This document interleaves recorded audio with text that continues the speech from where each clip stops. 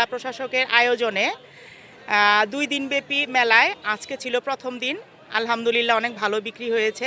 আরও একদিন আছে, আগামীকাল বন্ধের দিন, সরকারি ছুটির দিন। আপনারা সবাই আসেন, মেলা ঘুরে যান এবং পিঠা খেয়ে যান এবং আমাদের পণ্যের প্রসার সাজিয়ে আমরা বসে আছি, আপনারা সবাই এসে দেখে যান। আজকে আমাদের শেরপুরে 2 দিনব্যাপী তারুণ্য মেলায় আমি আমার সূচনাপুর কাছে কেক খাইলাম আজকে।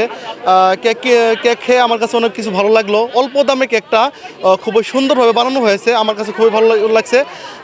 আমাদের এই মেলাটা 2 দিনব্যাপী চলবে। আমি সর্বপ্রথম ধন্যবাদ জানাই ডিসি স্যারকে।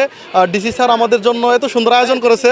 আমার 8 রকমের পিঠা ছিল, মানে বিক্রি হওয়ার পর 4 রকমের পিঠা আছে, আবার শাড়ি আছে, 3 পিস আছে, তারপর শীতের কাপড় আছে, মানে সব নিয়েই আমি আসছি। আল্লাহর মতো আপনাকে দোয়ায় ভালোই বিক্রি হচ্ছে। শুরু করবো।